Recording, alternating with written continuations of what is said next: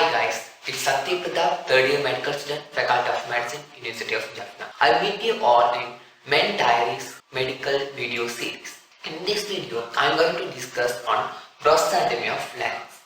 I designed this video according to expected questions in prostatectomy of larynx. So, first I try to introduce some model questions, then I will explain the theory to approach those type of questions.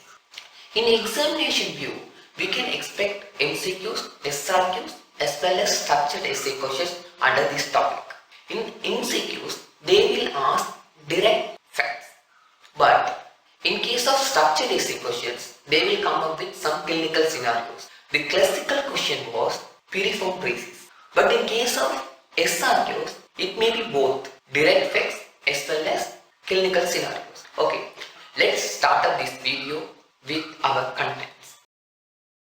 In this session, I have already told I set up the objects according to the expected questions and the theories. First, landmarks, simple surface anatomy, cartilages, joints, cavity of larynx, inlet, laryngoscope, membranes and ligaments of larynx, muscles of larynx, blood supply, lymph drainage, nerve supply, and finally, piriform praeses. In this part, there are some model questions. They ask what are the landmarks in the anatomical position of larynx. So, let's move. Cartilages in their vertebral level. Thyroid notch, cricoid cartilage. Next type of question is the type of the cartilage, whether it's hyaline cartilage or fibroelastic cartilage. Arytenoid, corniculate, like that. In surface anatomy of larynx, they will finish this one very easily. Is larynx present in anterior midline of upper part of the neck and the vertebral level between C4 to C6. So I remember this one easily as used by this diagram C4 to C6. I image this one as laryngeal inlet, laryngeal outlet as symbol. So now we can move into the cartilages of larynx. Cartilage of larynx. Here, larynx consists totally 9 cartilages, while 3 are paired cartilages, 3 are unpaired cartilages. These paired cartilages are little smaller. Unpaired cartilages are thyroid cartilage, epiglottis, and cricoid cartilage. Here, those paired cartilages are 2 arytenoids, 2 cuneiform, and 2 corniculate. Here, the things we have to focus in this topic are the type of the cartilages. Here, thyroid, cricoid, and arytenoids. These are hyaline cartilages, and epiglottis, cuneiform, and corniculate. These are fibroelastic cartilages. Then next, under these thyroid, epiglottis, cricoid, arytenoids. These are the cartilages forming the exact framework of larynx. So here I will talk about only thyroid, epiglottis, cricoid, and arytenoids. I won't talk much about cuneiform and corniculate. I will only focus on these cartilages. Okay, let's see one by one. In thyroid cartilage, its shield-shaped cartilage consists 2 lamellae. Anterior part fused while posterior borders are free. Here we have to focus some parts of the thyroid cartilage. Image, this is the lateral view of thyroid cartilage from right side. Okay.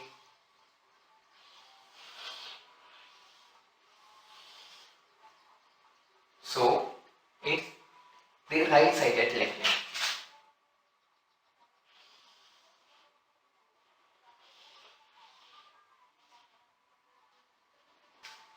That is left sided leg. So we have 2 leg, right side and left side. Here the the superior bones and these are inferior bones. Here the right sided lamina and left sided lamina meets anterior and form the median angle or else thyroid angle. This is our laryngeal prominence. Here upper end of the prominence, it's called thyroid notch, and the lamina possesses outside two tubercles and oblique ridge. These are superior tubercle and inferior tubercle, and this is the oblique ridge. These are the parts we have to focus in thyroid cartilage. Now let's move into cricoid cartilage. Cricoid cartilage, it is signet rim shaped cartilage. Signet is located in posterior side. Now I try to explain the cricoid cartilage parts image. This is the lateral view of cricoid cartilage from right side. Okay. Here, this is the arc of the cartilage. This is the lamina of cricoid cartilage. Here, there is a place where the arc and the lamina meet, and posterior surface of the lamina consists a vertical ridge and two oval shaped depressions, and also it has some articulate facet for arachnoid cartilage. We will discuss about that later. Okay guys, epiglottis cartilage. It is slightly curved leaf shaped cartilage. Image, this is the slightly curved leaf shaped cartilage. Okay, it has anterior surface and posterior surface and upper margin, and these are the lateral margins of epiglottis cartilage. Here it has trunk. Here epiglottis cartilage gets attached to posterior side of the thyroid angle through thyroepiglottic ligament, like this. These are the things we are going to focus in epiglottis cartilage. Next we will see arytenoid cartilage. Arytenoid cartilage, it is three-sided pyramidal shaped cartilage. It has, if we look right-sided arytenoid, it has medial surface, posterior surface and anterolateral surface, and the base, forward projection vocal process, lateral projection muscular process, and then apex. If we see this one by a simple diagram, this is a arytenoid. So here this is the forward projection vocal process.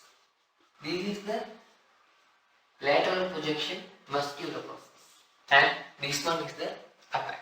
This is the lateral view of the arytenoid from right side. But there is another diagram we are commonly used to understand the vocal cords function and some muscles function. That is the superior view of the arytenoids. This is right sided arytenoid, this is left sided arytenoid. So these are the medial surface of arytenoids. These are the vocal process. These are muscular process, and these are posterior surface, and these are anterolateral surface. These are the things we have to focus in arytenoids. As I already told, I am going to finish cartilages of larynx by thyroid, epiglottis, cricoid and arytenoids. Let's see the few things about corniculate and cuneiform cartilages later. Now let's move into the joints of larynx. Joints of larynx. When we see the model questions in joints of larynx, they are asking the type of joints. For an example, cricothyroid joint, whether synovial joint or not.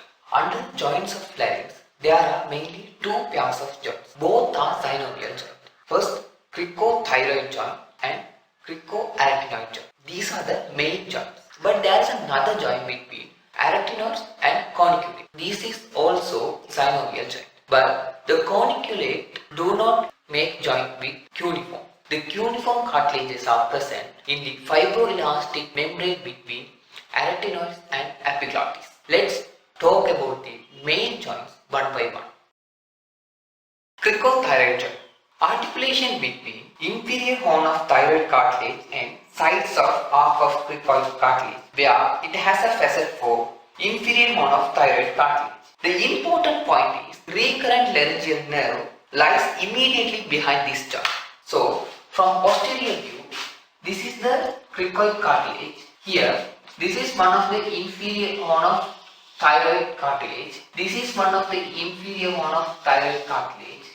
So, the axis of cricothyroid cartilage passes transversely. So, on cricoid cartilage, the thyroid cartilage can move forward and backward. Now, let's see cricoarytenoid joint. Cricoarytenoid joints articulates between upper part of cricoid lamina and base of arytenoids. It allows rotary and lateral gliding movement. When arytenoids pull laterally downwards, this is the normal position of arytenoids. So we know these are the vocal cords. These are true vocal cords. When arytenoids move laterally by lateral gliding movement, the glottis between true vocal cords gets V-shaped. But in case of rotation movement, the space between true vocal cord glottis gets diamond shaped. So we have to understand these diagrams. Now let's see next part. In this part, some expected questions. The laryngeal inlet sides consist whether every epiglottis form. Does inferior border of quadrangular membrane form false vocal cord? The color of true vocal cord in laryngoscope. Membranes and ligaments of larynx. Membranes are stretched from somewhere and get attached somewhere else, and also membrane has some free borders. Ligaments are thicker part of membranes, and folds are epithelial membranes which folded and cover the ligament in the inner lumen of larynx. Now we will see what are the membranes and ligaments present in larynx. We can divide into two categories. First, extrinsic membranes. Next, intrinsic membranes. In extrinsic membranes, these are present outside of inner tube of laryngeal cavity. First, thyrohyoid membrane. Next, cricotracheal membrane. Next, hyoepiglottic ligament. Next, thyroepiglottic ligament. We have already seen the thyroepiglottic ligament, which is present from posterior side of thyroid angle to the stalk of epiglottis. But here, the thyrohyoid membrane, this is the very important membrane because it forms the lateral wall of piriform rhesus. This extends from upper border of thyroid lamina and superior horn of thyroid cartilage to body and greater horn of hyoid bone. This cricotracheal membrane, this is stretched from lower border of cricoid cartilage to first rim of trachea.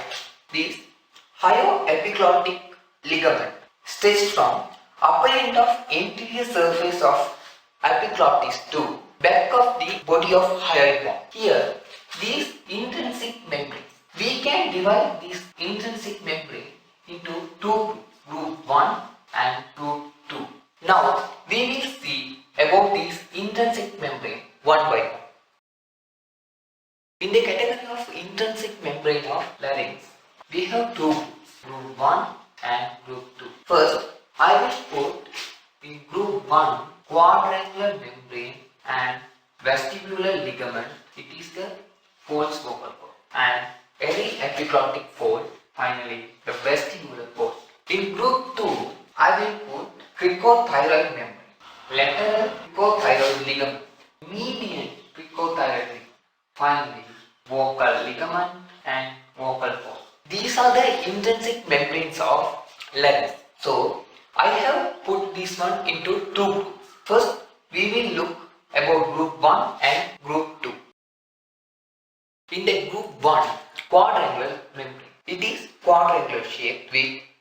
free margins. Anterior border, lower half of lateral margin of epiglottis. Posterior border, anterolateral surface of arytenoid. Free lower border as well as free upper border. So, now we will understand by simple diagram. Here, this is the arytenoid, lateral view, we already, and this is the epiglottis. So, here, this is the lateral margin, quadrangular ligament.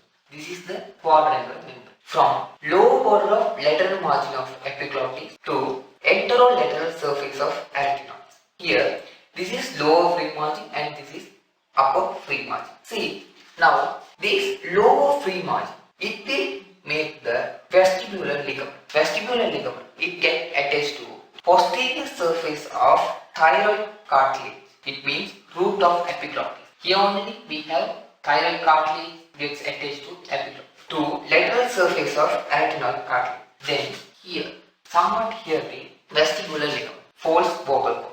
The mucous membrane folded and cover the vestibular ligament is vestibular fold. Image, this is one side membrane and fold. Think the another side, from another arytenoid to another lateral margin to epiglottis, we have another vestibular ligament, that is another false vocal cord. Here, in the free upper margin, the mucous membranes folded and cover the upper margin and forms any epiglottic fold. Here, this is vestibular ligament and the mucous membrane forms vestibular fold.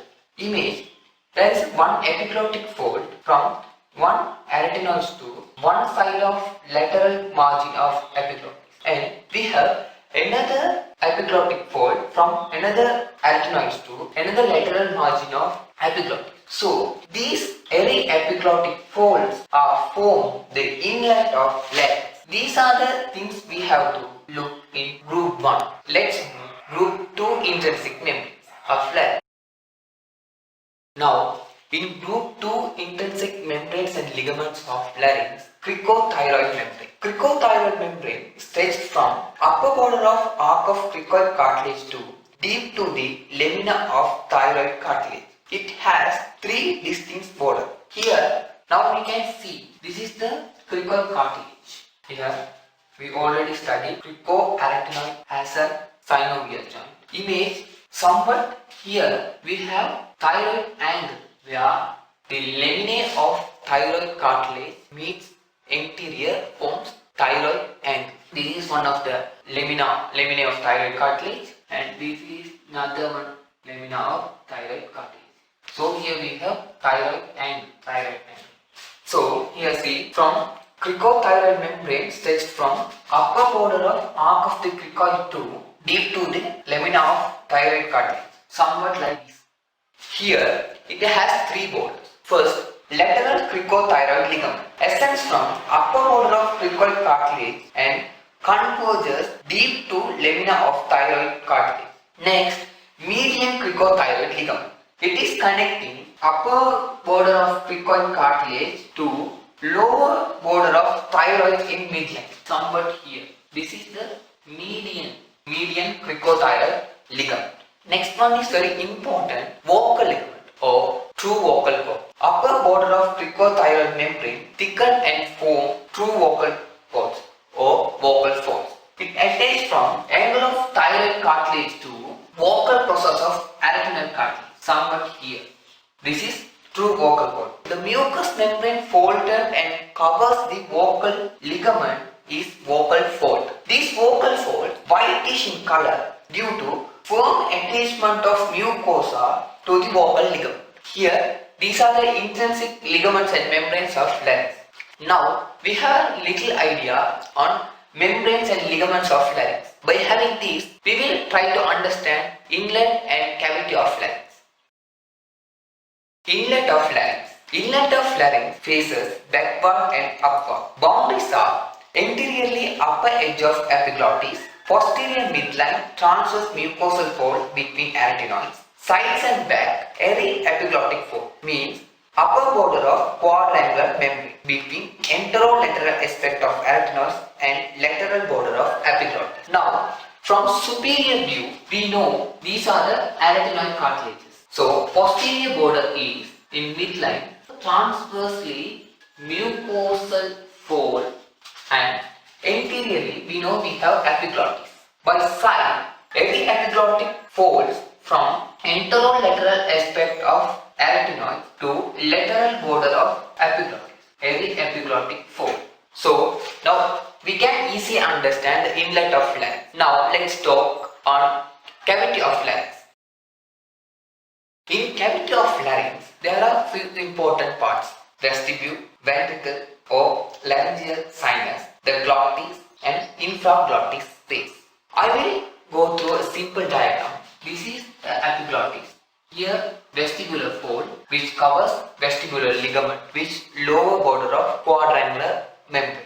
Here fold through vocal cord, actually vocal fold covers through vocal cord, and finally here is our first tracheal ring. So we know epiglottis.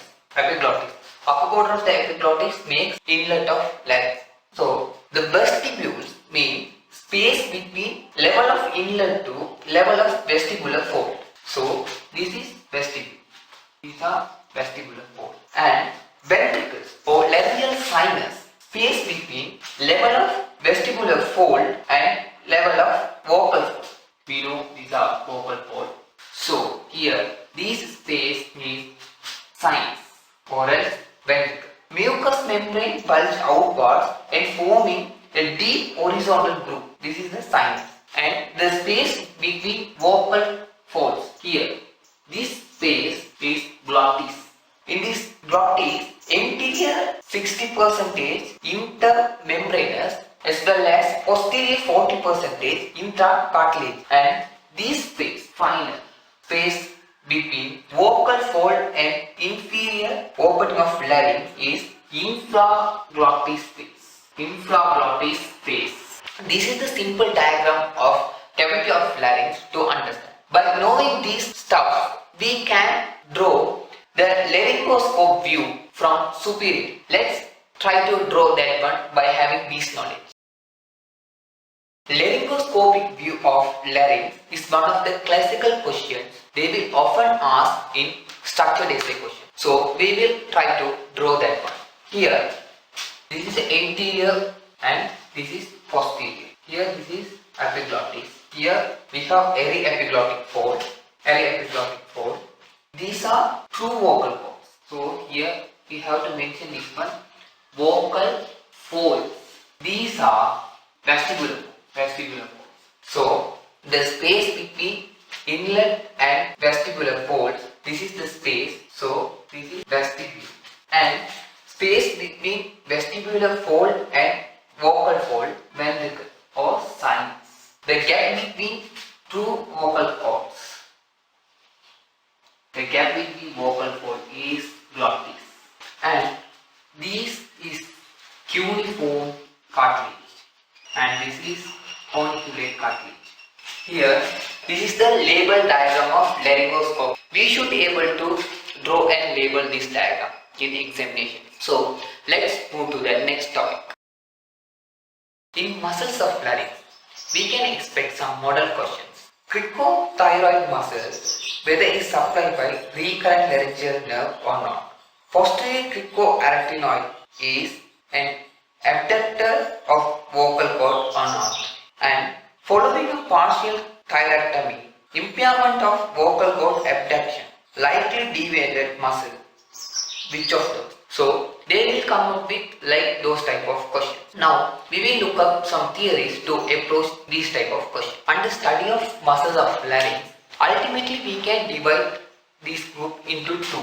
First, extrinsic muscles and intrinsic muscles. These extrinsic muscles, they ultimately help to anchor the larynx vertebrae. So you can study extrinsic muscles in osteology of neck. In this session, we are only talk about intrinsic muscles of larynx. In intrinsic muscles of larynx, we can divide this one into two groups according to their ultimate function. First, ecton inlet and muscles which are ecton vocal cord. Now let's move into study of intrinsic muscles of larynx.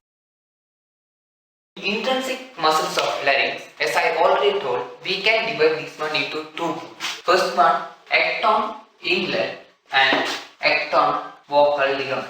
Under these, we have airy epiglottic muscle and oblique arytenoid muscle, transverse arytenoid muscle, finally thyroepiglottic muscle. Thyroepiglottic muscle. Here we have lateral cricoarytenoid muscle, posterior cricoarytenoid muscle, oblique arytenoid muscle, transverse arytenoid muscle, thyroarytenoid muscle, vocalis, and finally we have cricothyroid muscle. Here you can see the oblique arytenoid muscle and transverse arytenoid muscle. These are function on inlet as well as vocal ligament. Here the points we have to remember is this transverse arytenoid muscle is the only single muscle, others are paired, and posterior cricoarytenoid muscle. This posterior cricoarytenoid muscle, this is the only abductor of vocal cord. Finally, this cricothyroid muscle is the only one supplied by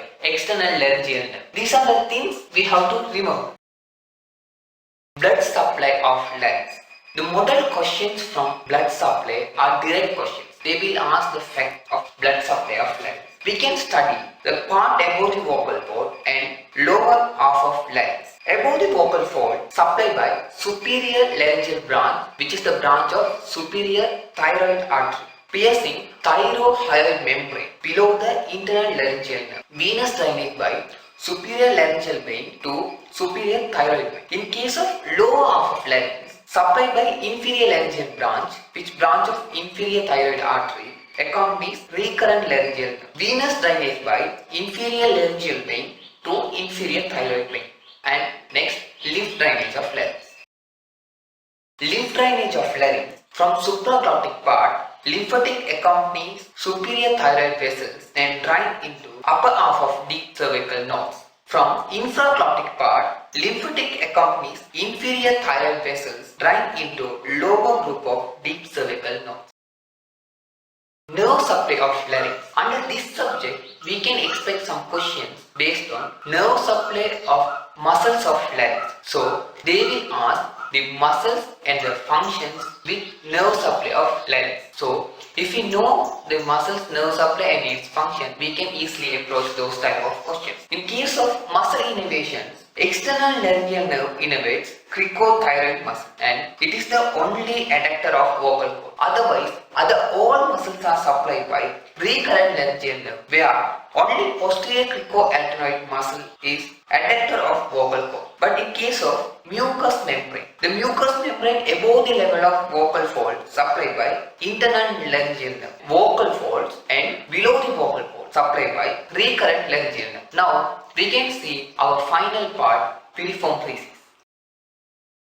We can expect structured essay questions in piriform thesis. The model question based on clinical scenarios like fishbone is stuck in piriform thesis. They will start up with like that and they will ask boundaries, something like that. Now we will see the theories to approach those type of questions in piriform thesis. Piriform thesis, part of laryngopharynx. Boundaries are medially by quadrangular membrane, laterally above thyrohyoid membrane and below lamina of thyroid cartilage. To understand these, we can see the posterior diagram of piriform thesis. Deep to the mucous membrane of piriform thesis, we can see some neurovessel system, recurrent laryngeal nerve, internal laryngeal nerve, and branch of superior laryngeal nerve. These are the things they will commonly ask in piriform thesis. So we can easily approach those type of questions in piriform thesis. I hope guys you can understand this video.